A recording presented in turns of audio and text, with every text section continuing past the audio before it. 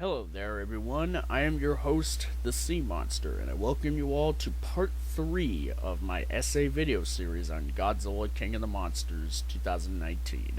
If this happens to be the first part of the series that you have stumbled upon, I do recommend you watch the previous two parts in order to be brought up to speed for this one. In those previous parts, I went over the film's story, its characters, and its thematic content, with the second part devoted to one particular character in the film. But for those who have stuck around so far, I think it is now time for us to go into the technical aspects of the film, more specifically the visual effects and the action sequences, and why, at least from my humble stance, they are technically sound. Let's get into it.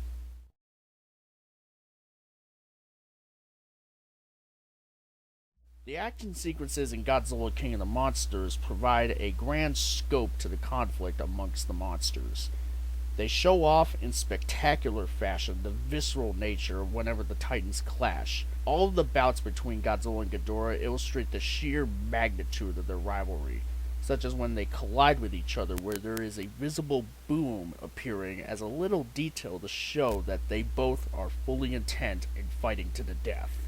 The sequence in Isla de Mara is an intense showcase of escalation, with crises piling on top of one another. As I previously went over back in part 1 of this series in the section where I covered the film's implementation of the oxygen destroyer, go back to there for further reference. The one issue that is in the big kaiju set pieces of this film that is kinda glaring once you start to look back and think about it is that the monsters featured in the film, when in combat mode, have a certain pattern at points, a certain attack pattern of sorts. They miss twice and then they go for a kill shot the third time around, only for something to sort of happen that would be a sort of convenient counteraction of it. Some examples of this would be Mothra in her larva form trying to attack Emma Russell with her webbing, missing twice, and then going for a real kill shot by coming right at her, right at the right moment when Emma Russell finds the right frequency to soothe Mothra. Another example of this would be Rodan trying to bite Mothra's head off, missing twice, and then for the third time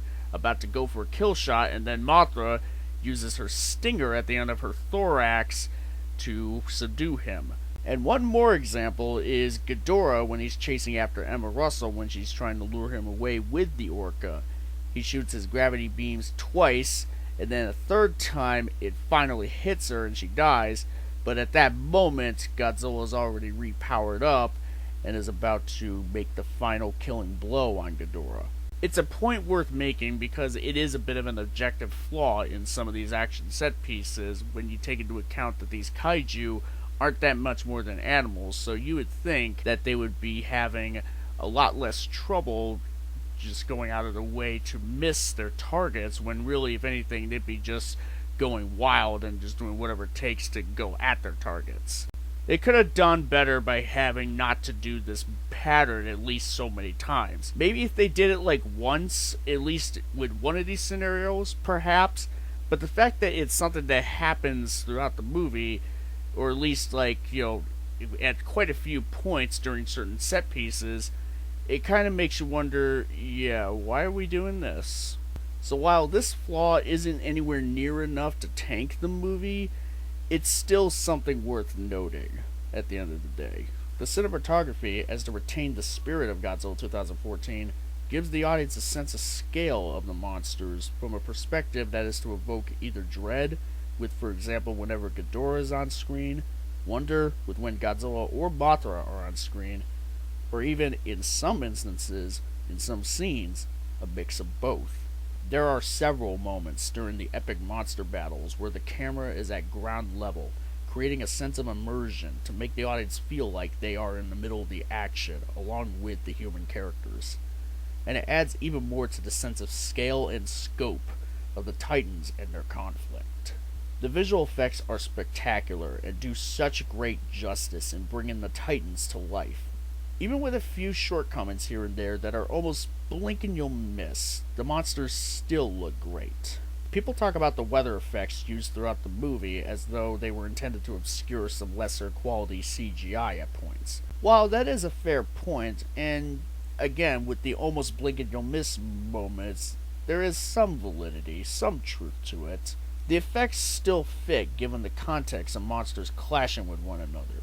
For example, the battle in Boston would logically result in a lot of dust, smoke, debris, fire, and so on being all over because of a large scale monster battle going on that would typically involve a lot of citywide destruction.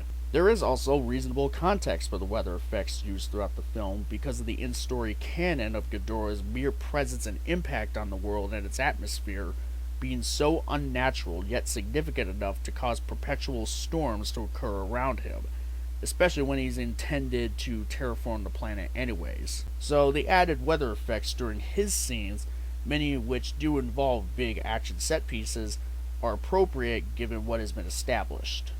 The scene where Godzilla rises up from the water after having been powered up by Serizawa and shoots some excess atomic breath into the sky alone stands as an iconic moment in Godzilla media to this day.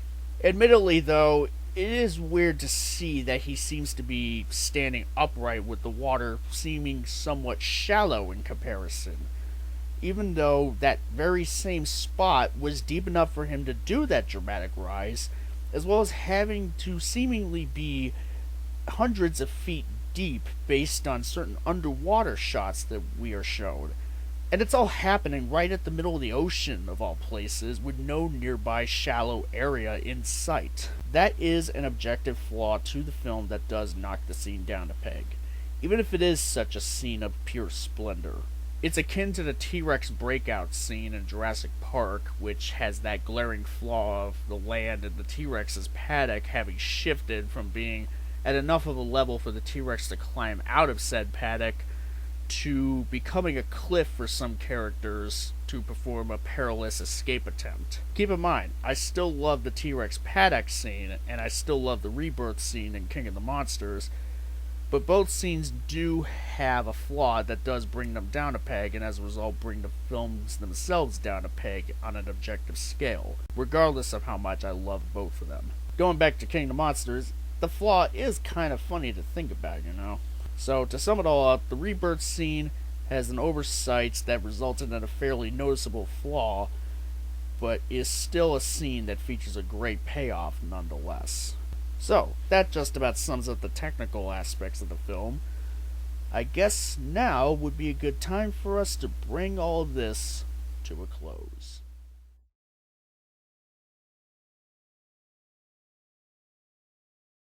So, we are now coming to the end of this essay video series. Basically, to put a nice big bow on all this, I think it's safe to say that this film does very well in honoring the legacy of the Godzilla franchise, while also telling a story that carries similar traits of certain past entries from the franchise, and executing that story well. It also further hits the point home in terms of what the greater MonsterVerse is about in terms of a thematic core in totality. When it comes to paying tribute to a respective franchise, the film has everything both fans and casuals alike could possibly want. Great action and visuals, great moments involving the Titans themselves, whether it's within spectacle or otherwise, a solid foundation in its story, characters worth caring about, or at least to be compelled by, who go through arcs that culminate to satisfying payoffs, and the message about the importance of coexistence amongst mankind with greater things that surround it that has a decent amount of merit and value to be mined from. It also provides fan service that isn't obnoxious, cynical, or incongruent with what was established in entries prior to this one, but rather was included as part of a labor of love from people who have an appreciation for the franchise and what it's all about, while also carving it into something new without requiring people to have prior knowledge of iterations that came before. There are so many films that have tried to do it but fail, even miserably so. I'm looking at you, Ghostbusters 2016. But Godzilla King of the Monsters 2019 is not one of them. It doesn't even come close to dropping the ball in that regard. And all of that, ladies and gentlemen, is why Godzilla King of the Monsters is such a really good, perhaps even great film, and why it shall stand as a high watermark in the Godzilla franchise, even when compared to films that could still be considered as objectively better overall. So it's safe to say that this film is of strong quality overall, and it's a film that I totally recommend. Long live the King.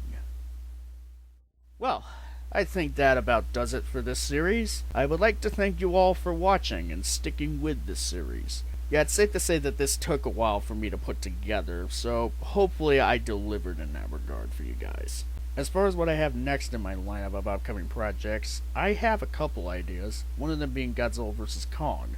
Now, granted, I don't know how long that series will pretty much take me, nor do I really know how many parts that I would need to do for that one. Hopefully I can only do it in 2 parts, but that being said, I wasn't really expecting myself to do this one in 3 parts, but here we are. So, again, don't be surprised if I end up doing 3 parts for GVK.